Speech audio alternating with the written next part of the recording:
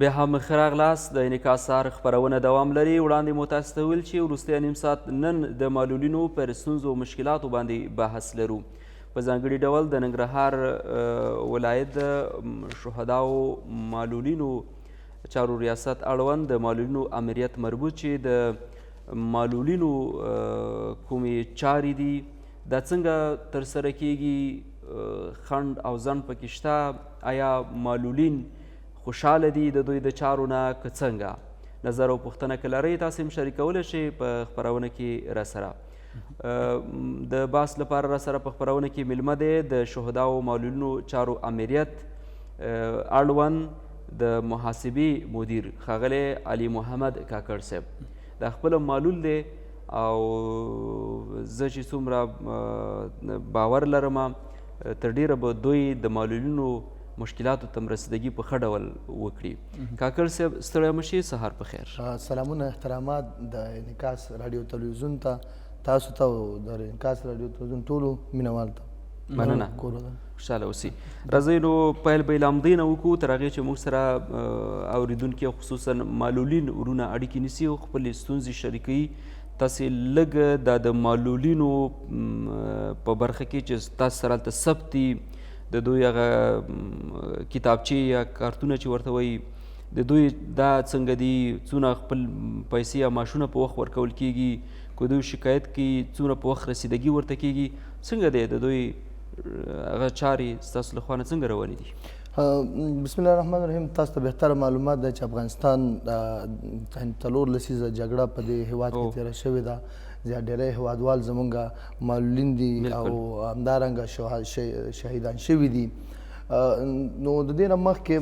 تقریبا 1490 یا 1990 مالي کال کې زمونږ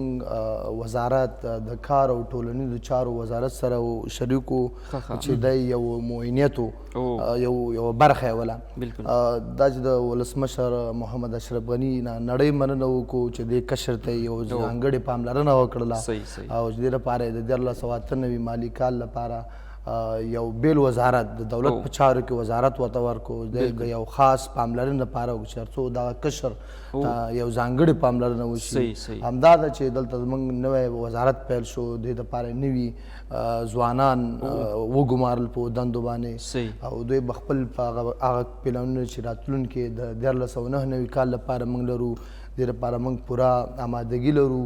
او انشاءالله تعالی د دوی لپاره موږ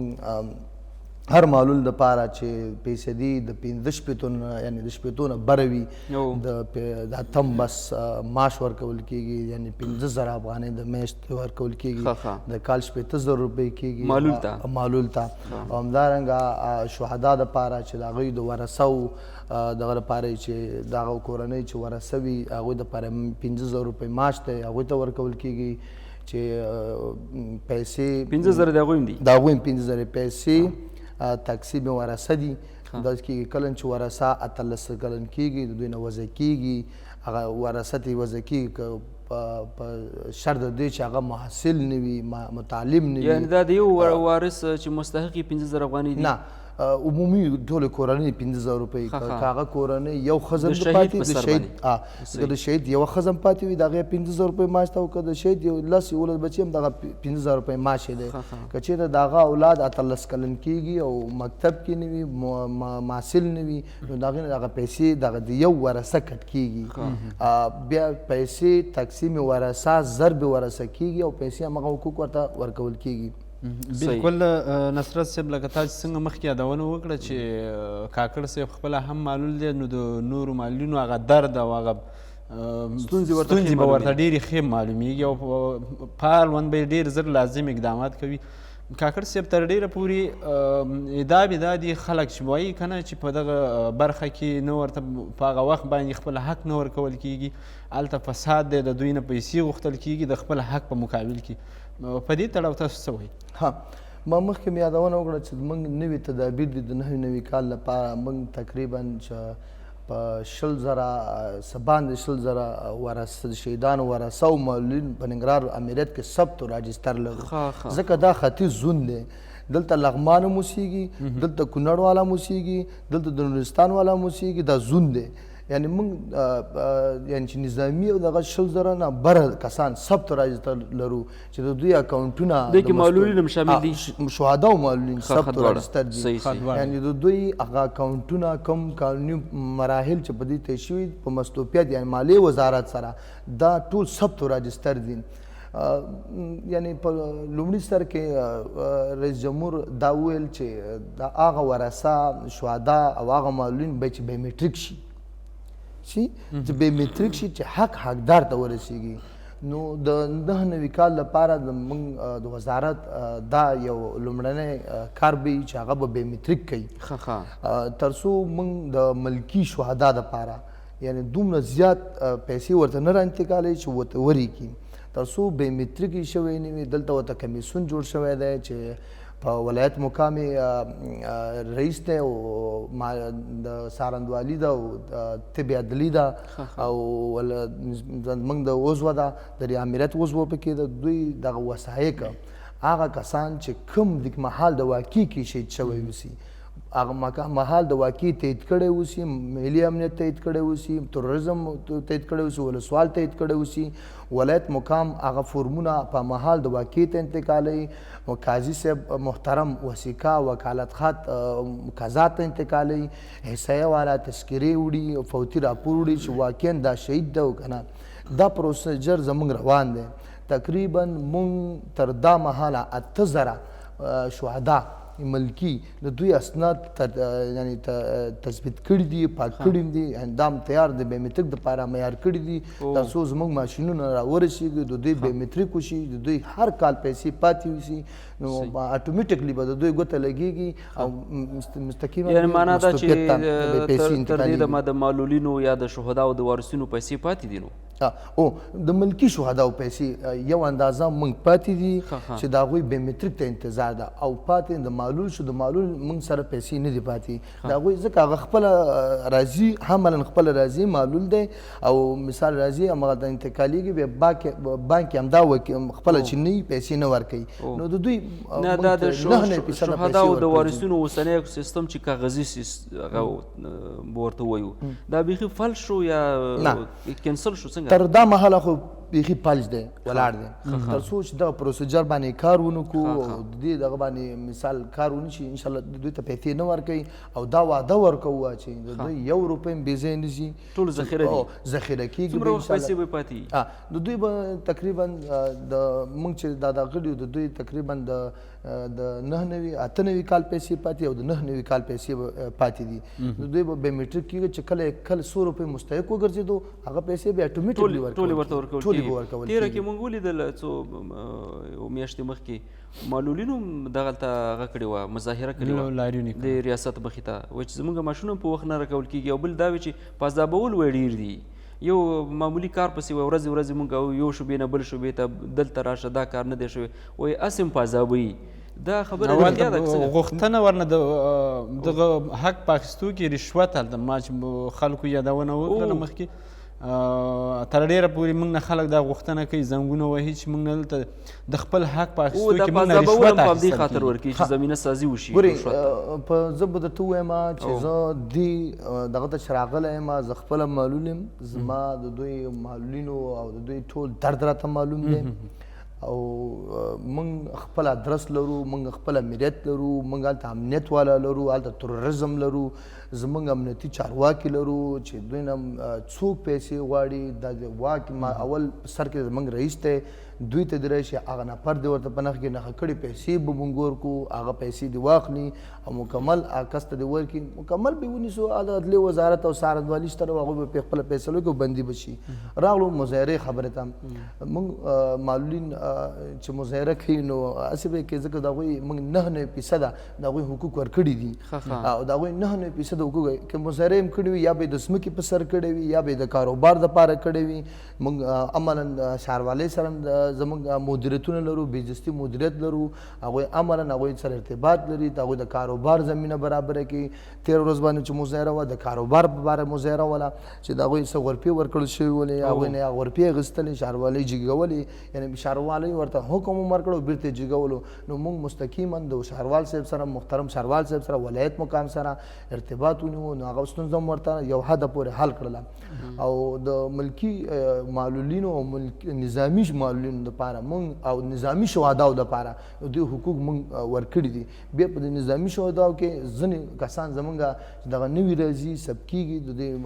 پیسې تاسو ته معلومه 4 روبه راځي. یعنې کله کله هم زه د خلکو سره ګپ نه کوم وایم 4 کونج د دنیا 4 کونجه پیسې راځي. یو کونج ته ورکو بل کونج ته ورکو دا کې لږ دغه شته دی تخصیصي ادارې نه دا ستونزې لږ کاکړ صاحب تاسو خو یادونه وکړه په دغه برخه کې تاسو معلولینو ته د کار د تعلیم په برخه کې نورو هیوادونو ته په دې برخه کې څه کړي دي کوم خدمت هم کړی یا هم نه دی کړی یا څه پلان لرئ د خلکو دپاره یا نه؟ او هغه معلولین چې هغوی د 12 ټولګي نه فارغ شوي اوسي او پیسې د 15 شپېتو نه بره وي او د شهید ورثه چې په وثیقه کې شامل اوسي او له 12 ټولګي نه فارغ وي او 15 شپېتو نه پیسې بره اوسي دا موږ مستقیما د دوی لیست اخیستی ده او دا وثیقې سره په ضمن د معلول د کتابچې سره مستقیما وزارت سره شریک کړی ده او هغوی د دوی اندازې نه بیا دوی نه ازموینه اخیستل کېږي او وړه ازموینه اخیستل کېږي او لیږل کېږي خارج ته د تحصیل دپاره چې هغه هندوستان ته ځي او مالیزیا هیواد ده او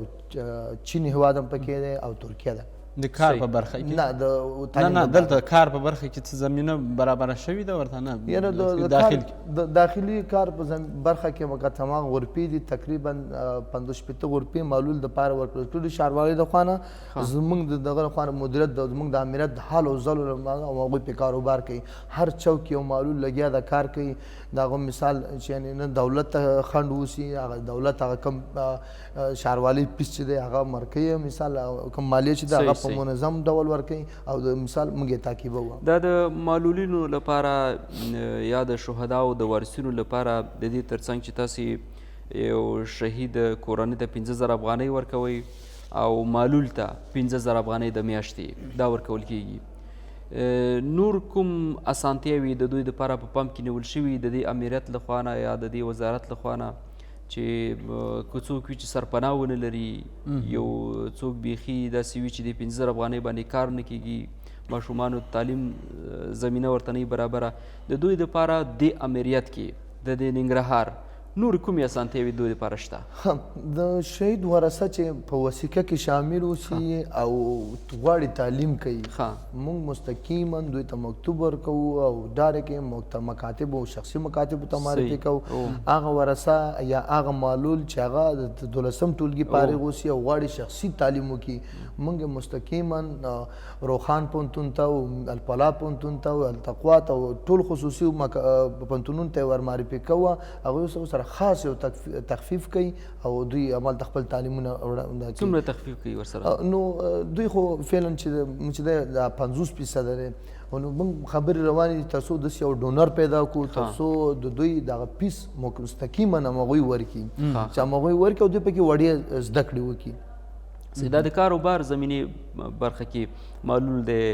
څه مرسته د امریت له خوا نه ورسره کېږي؟ نه داسې یو دغه نه لرو یو کوډ نه لرو چې هغوی موږ ته یو پیسې راشي او موږ مستقیما نوره څه زمینه سازي نشته؟ زمینه سازي هم دغه یو دغه چې مثال سرپناه باره کې زموږ امریت دا کړی چې قاسم آباد ښارګوټي کې تقریبا 200 نمرې چې موږ هلته توزیع کړي دي. همدې ګل اغا شیرجي ښارګوټی دی چې دې کې زموږ د معلولینو لپاره سهم دی او شهداو ورثو دپاره سهم دی. هغې باندې کار خو هغه تاسو ته معلومات ده چې هلته غاصبینو غصب کړي دي نو دولت نه میله کوو تر څو دغه ورته بیرته خلاص کړو او ورته توزیع وکړو. 100,000 معلولین او د شهداو وارثین تاسو یاد کړه چې تاسو سرثبت دي په ننګرهار کې که نه ننګرهار ولایت مربوط دي دا ټول همدا دي تعداد که نه تاسو په نظر ډېر نور شته چې لا ثبت نه دي؟ په خدای دې په هیواد کې نور د جګړې لړۍ نور ودرې طبعا موږ هغه معلول ته کار کوو او هغه شهید ورثو ته کار کوو چې هغه د دولت مخالفین لخوا نه شهید شوی اوسي دولت مخالفین لخوا نه معلول شوی اوسي دغه معلولین دپاره کار کوو. داسې معلولین موږ نور هم لرو چې د کار کولو توان نه لري خو پولي وي یا په پچکارۍ دغه وي دوی لپاره موږ کوم خاص دغه نه لرو د امتیازاتو نه برخمن نه دي دغه کوم امتیازات چې ورکوو د دوی نه برخمن نه دي. همدغه باندې لږ وضاحت ورکړئ څه ډول هغه معلول تاسې سره مستحق د دې هغه کېږي د امتیازاتو؟ موږ هغه کس موږ سره مستحق د معاش دی چې هغه د دولت مخالفینو لخوا نه یا مثال به انفجار مین وکړي هغې کې معلول شي یا شهید شي یعنې وطن ته د خدمت برخه کې. او بل دا ده چې موږ یو ډول نور دغه لرو چې هغه نظامیان دي چې دولت کې خپله وظیفه کوي دنده ترسره کوي پولیس وي عسکر اردو وي کمانډو وي ملي امنیت وي دغې دپاره موږ بیل دغه پروګرام لرو چې هغه مثال معلول شي هغوی ته خپل هغه معاش ورکوو هغه معاش فقط هغه کم دغه چې دی هغه ماکولات چې دي ډوډۍ خرچه او سفر خرچه او دا ترې کټ کېږي نو خپل معاش ورکول کېږي هغه هم ستاسو د موږ ریاست پورې دی موږ ریاست پورې ثبت و راجستر بودیجه هم دوی نه راځي موږ هم د یو کوډ دی یو کوډ نه ورکول کېږي مثال د یو کس 15,000 روپۍ معاش دی لکه بودیجه دفاع وزارت نه ده نه بودیجه زموږ د وزارت نه ده د شهیدانو هغه به انتقالي ورته که نه نه بس خالی شي هغلته چې سړی معلول شي یا شهید شي بس خالی شي هغې باندې بل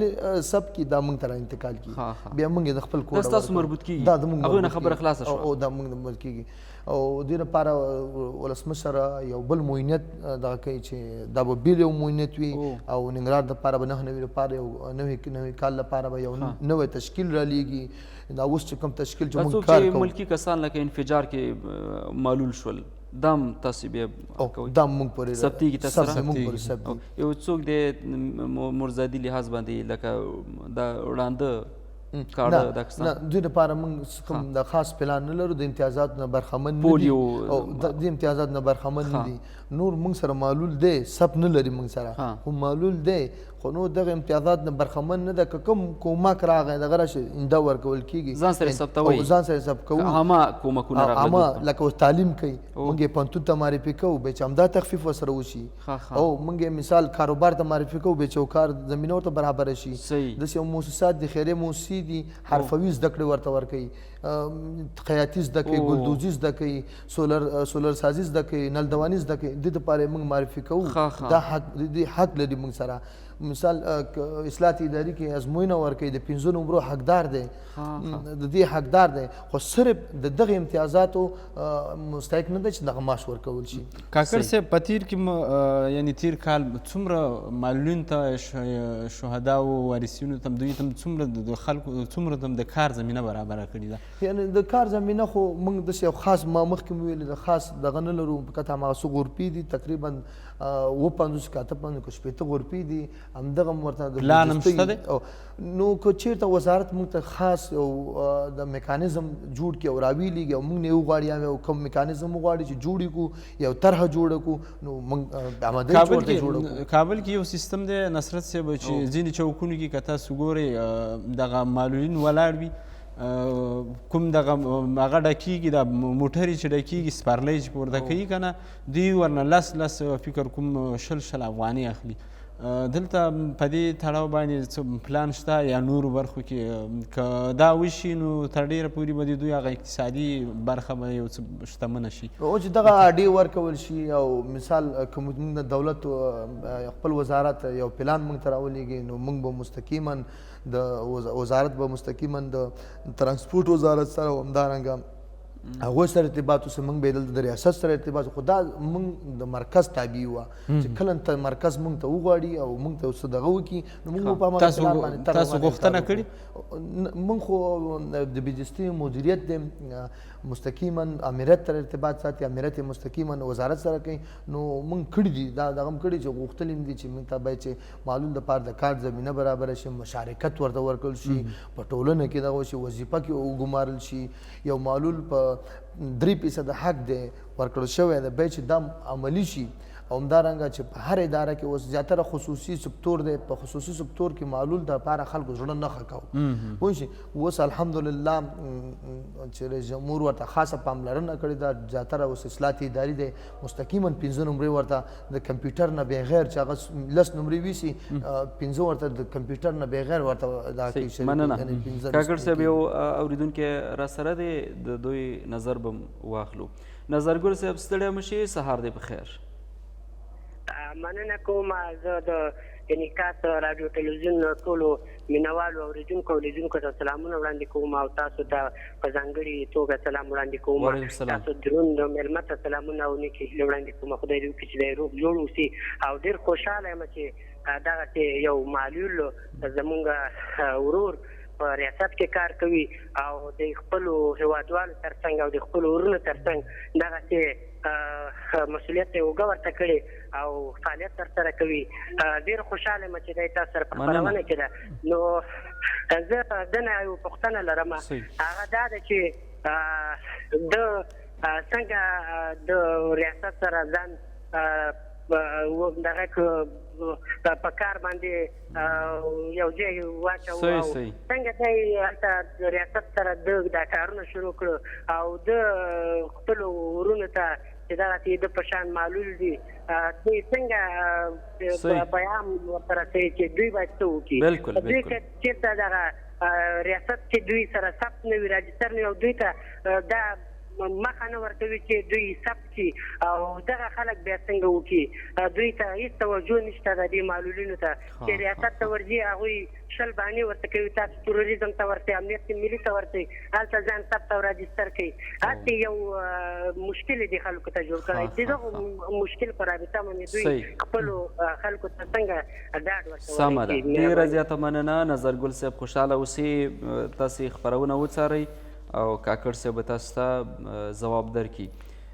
اول خو ستاسې د دندې په تړاو خبره کوله وه چې ډېر خوشحاله یم چې یو معلول ورور دی او په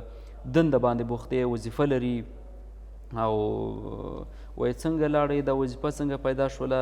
یعنې هدف یې دا و چې ستاسې دغه ژوند چې دی دا نورو معلولینو ته یو پیغام شي ډېر خلک چې معلول وي ناهیلي د ژوند نه تاسو وایي نام خدا هغه دی د وظیفې څښتن یې معلول هم یی ویل لږ یو څو خبرې وکړئ چې دا نور معلولین هم ناهیلي نشي د ژوند نه هدف یې دا و سلامونه نظرګل وروره تا ته او خدای دې وکړي چې روغ جوړ اوسې نو ژوند ژور او دا شیان راځي باید چې موږ ژوند سره مبارزه وکړو دا خلکو ته وښیو چې موږ یوازې فزیکي مشکل لرو ذهني مشکل نه لرو موږ هر څه کولی شو باید چې ما په خپل ژوند کې داسې یو تکالیف لیدلی دي چې که زه درته ووایم همدا اوس تا چې کومې خبرې وکړې زه د احساسیاتي کړم یعنې ما په خپل ژوند کې ډېرې مشکلاتونه لیدلي ما بیرته خپل ژوند سره مبارزه کړې ده حتی زه د ټولګي څخه شړل شوی یم خو بیرته زه ناهیلي شوی نه یم ما مبارزه کړې ژوند سره خدای دې وکړي چې ته روغ جوړ اوسې ستا یو پوښتنه ما یو نظر واخیستله چې ودې ویلې چې تروریزم دا یو زمونږ د ادارې او دا جوړ شوی یو طرحه ده یو سیستم دی څنګه موږ کولی شو چې یو اسناد جوړ کړو که چیرې یوه ساحه کې انفجار وشي او هغې کې مثال یو کس شهید شو یو کس معلول شو موږ څنګه وپوهېږو چې دغه سړی موږ خو هغه مهال د واقعې ته نه ځو که نه موږ څنګه پوه شو چې دغه سړی په واقعا په دغه جنګ کې لګېدل په دغه پیښه کې دا معلول شو یا شهید شو نو دغه لازم کار د دوی کار د چا د تروریزم او د امنیت ده باید چې دا موږ ته تایید وکړي چې دا سړی په دغه واقعه کې په دغه تاریخ باندې معلول شوی دی او په دغه تاریخ باندې شهید شوی دی دوی تاییدي لازمه ده چې تروریزم وکړي بیا تروریزم چې امضا وکړله دا به بیا مستقیما ځي د ملي امنیت ریاست ته دا فورم ځي دغه کس قتل کیږي چې واقعا دغه پیښه کې دغه کس معلول شوی یا شهید شوی متضرره شوی ده او که نه هغه ته سیستم ده ورسره هغه سیستم کې قتل کیږي بعد هغې نه د محال د واقعې د تروریزم یا د ملي امنیت هغه کس امضا تاییدوي او ټاپکۍ ورته لیکي چې دا واقعا دلته معلول شوی یا شهید شوی دی بعد هغې نه موږ سره دا د اعتبار یعنې یو بله خبره دا وکړه ما وړاندې غوښتل همدغه پوښتنه وکړم که نوي کسان راځي ځانونه ثبتوي څومره اسانتیا ده یعنې دغه تروریزم ته که ورځي که ملي امنیت ته ورځي که نورو ادارو ته ورځي کارونه یې په چټکۍ سره خلاصیږي ده خو معلوله وي خامخا یا به پښه نه وي یا به یې لاس نه وي نو د نورو انسانانو نه یو څه تکلیف کې وي لکه دا په پام کې نیول کېږي ورته کارونه باید زر خلاص شي اسانتیاوې رامنځته شي ورته زه درته وایم یعنې زه به دغه وایم دا زموږ کوم ملګري چې تر سره دی چې موږ تقریبا 100,000 څه باندې 100,000 شهدا او معلولین هره ورځ زموږ امریت ته د زرو نه کم کسان نه راځي د حقوقو غوښتنو دپاره راځي د کار غوښتنو دپاره راځي د امتیازات دومره مراجعین دا ټول راځي دوی نه به دا راځي یعنې د یو معلول د یو شهید کار زموږ د ریاست امریت نه په ضرب د 10 منټو کې خلاصیږي په ضرب د 10 منټو کې ځکه ګوره یو امضا امیر کوي سمدستي ورته په میدان کې ناست امضا کوي او عریضه کېږي عریضې نه ځي امضا کېږي او بېرته راځي مثال زموږ امیر شعبې ته راځي زموږ شعبه ورته مستقیما یو کس ټاکلی دی هغه ورته مثال فورمونه ورکوي او ورته یې لیکي چې قومندان صاحب یا ولسوال صاحب د نوموړي معلول په هکله معلومات راکوي چې چیرته په کوم ځای کې معلول شوی دی بس دغه کوي نور دا فورمې ورکوي او زیره خیره په خپله مخه ځي نورې که ولسوالۍ کې امنیت نه خلاصي هیله مې د خلکو نه دا ده چارواکو نه مې غوښتنه دا ده چې معلول دا کشر هغه کشر د شهید هغه کشر ده چې ځورېدلی دی یې یو درد لیدلی یې مثال د خپل بچي یو شیرینه ټوټه چې ګوره ستاسو اولاد چې هغه مثال تا په یو واقع کې شهید شي او هغه لاړ شي تاسو به څومره زړه نه زخمي اوسئ څومره به خفګان اوسئ تاسو هیله هم تاسو نن دا ده چې دا وخت په تاسو راتلونکی دی که ته نن روغ سبا حتما یا به شهید کېږي په دې هېواد کې او یا به معلول کېږي نو هیله مې له تاسو هم دا ده چې د خلکو دپاره یو خاصه پاملرنه وکړئ او زمونږ خو زه خو خپله ډېر خلکو سره زه ډېر ځورېږم خدای دې پرې ورحمېږي او د هغه کسانو نه مې میله غوښتنه هم دا ده چې زموږ په ریاست کې د ماشوم دپاره راغلي اوسي موږ سره تخصیص نه اوسي مرکز نه راغلی نو د حوصلهمندۍ نه یوه نړۍ مننه کوم بیا هم ورنه مننه کومه انشاءالله تعالی ستاسو سیستم به جوړیږي دا به ستاسو سیستم وي چې په ډېر زر به په شفافه ډول به ستاسو حقوق تاسو ته در رسول کېږي ډېره زیاته مننه د ننګرهار ولایت د شهیدانو او معلولینو چارو امریت د محاسبې مدیر صاحب ښاغلی علي محمد کاکړ صاحب مننه چې راغلی او د معلولینو شهداو د وارثینو پر ستونزو مشکلاتو هغو ته د اسانتیاو په برخه کې مو معلومات ورکړل د انعکاس سهار دا خپرونه مو همدلته پای ته ورسېده له تاسې مننه چې راسره وئ خپرونه مو وڅارله تاسو ته ښې شي بیخه ورځ څو دقیقې وروسته به د 9 بجو خبرونه تاسو ته خپاره شي ورسره پاتې شئ